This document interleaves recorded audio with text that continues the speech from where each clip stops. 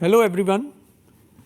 We are in the middle of a pandemic that has changed the way we live our lives. It has made us devise innovative ways to continue doing our jobs while staying safe and healthy. As pediatricians, we have the responsibility to safeguard the lives of children, and resuscitation is an extremely rewarding procedure to that end. Today, we shall be discussing the challenges that we need to make to our resuscitation protocols to continue saving children while protecting ourselves from exposure to COVID-19.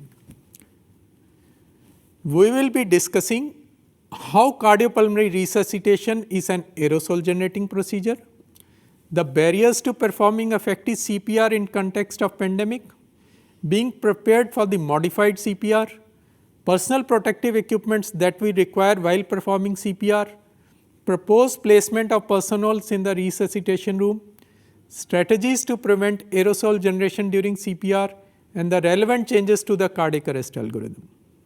There are no two ways about the fact that CPR saves life. The element of doubt arises from the possibility of aerosol generating procedures while performing it. As is clear from this image, intubation exposes the laryngoscopist to an extreme degree of aerosol shower, and if proper precautions are not taken, it creates an extremely high risk for infection. All international and regional guidelines unanimously agree upon the aerosol generating potential of the CPR procedure. During bag and mask ventilation, the expiration is open to air and carries with it the viral particles, categorizing it as high risk procedure.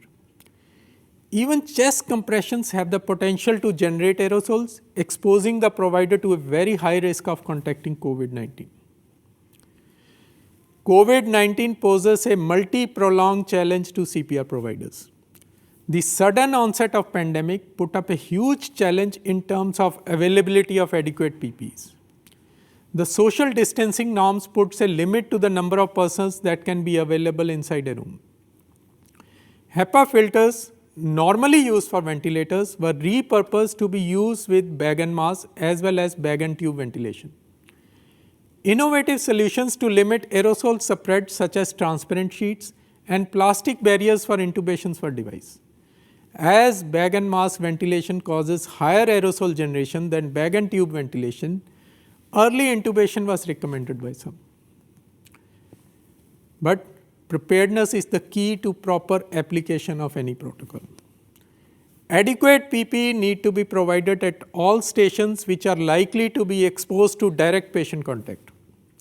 As COVID-19 is known to be spread via aerosol and airborne spread is postulated, it is better to err on the safer side and follow all airborne precautions as per hospital protocols. The resuscitation trolley should be well equipped. Special devices that may help in limiting aerosol exposures such as video laryngoscopes, HME filters, cuffed ET tubes in various sizes, supraglottic devices, etc. may need to be procured if funds permit. There should be pre-made checklist, and these trolleys need to be checked periodically. Every institute may have different guidelines for different levels of expected exposure. The minimum requirements for any aerosol generating procedures are a fluid resuscitant gown, non-permeable gloves, FFP2 or N95 respirator along with a face shield. Overalls or hazmat suits may not be available at all places of care. Whenever available, they are ideal while managing COVID-19 positive patients. This picture is a representative image of the NHS UK recommendations for personal protective equipments. With the social distancing norms, there is usually a limit on the number of personals that can safely work inside a room without additional risk of exposure. Clear roles should be allocated to the available members, and multitasking may be need of the hour. Standby personals may be placed outside the resuscitation room to replace a team member or assist when needed. The door to the room should ideally be kept closed. Loudspeakers and telephone systems should be used. The Western world may have the luxury of greater provider-patient ratio, as is evident from this upper figure. We may use our existing systems judiciously by clear role allocation and robust protocols. Bag and mask ventilation is an emergency life-saving procedure with a high risk of aerosol generation. Using a heat and moisture exchanging filter with bacterial and viral filtering properties reduces the infective load of the expired air. It can be placed between the ambu bag and the mask, as seen in this picture. A tight seal should be maintained with the mask over the patient face. A two-person team may be needed for this, one person to hold the mask tightly and another to ventilate. Intubation should be done earlier with a cuffed endotracheal tube. As video laryngoscope allow the provider to be farther away from the patient and away from the direct line of aerosol exposure, they should be used whenever available. If intubation is expected to be delayed, supraglottic airway devices may be used over prolonged bag and mask ventilation. Several innovative ideas have been tried to limit aerosol exposure while intubating a patient. A transparent acrylic box is the most widely used model, but recent data suggests some limitations with this technique, like the presence of a learning curve and doubts over effectiveness. A transparent sheet may also be used in its place with appropriately sized leak-proof holes for passing the opening of the ambu bag. It is to be noted here that all these measures are to be taken in addition to the recommended PPE as per institutional guidelines.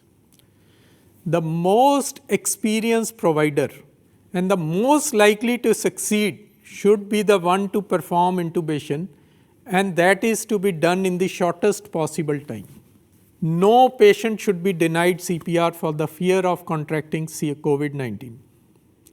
Some CPR is always better than no CPR. If airway optimization is being done to limit aerosol spread, compression only CPR may be started. Once donned with appropriate PPE, CPR needs to be done as per the existing PALS guideline. Although not available at most places, external compression devices are an option to limit the exposure to personnel, as shown here. Automated external defibrillator allow us to deliver the shock while maintaining a distance to limit the aerosol exposure. They may be used whenever available. Manual defibrillators are an alternative. Children who suffered a witness collapse and are more than 1 year of age and are known to have a pre-existing cardiac condition are more likely to have a shockable rhythm. American Heart Association has updated a slightly modified version of the cardiac arrest algorithm to include these recommended changes. The first step is to don the recommended PPE and limit the number of personnel in the room.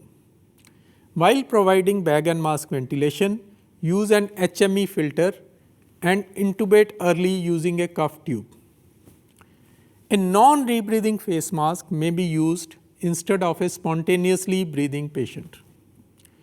Chest compressions should be paused while intubating. In case of any delay, a supraglottic device may be considered. Instead of providing bag and tube ventilation for long, we may connect early to ventilator, setting it to deliver 100% oxygen, appropriate rates, and turning off the trigger function, and optimum PEEP may be set in. The rest of the algorithm remains the same and there are no changes in it. So, to conclude, this pandemic has placed a huge challenge in form of healthcare providers providing resuscitation services to the children.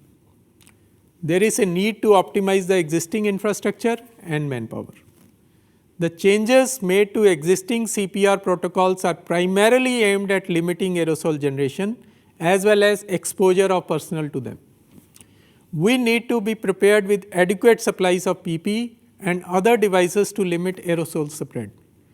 Bag and mask ventilation generates more aerosols than bag and tube ventilation. thus making a case for early intubation.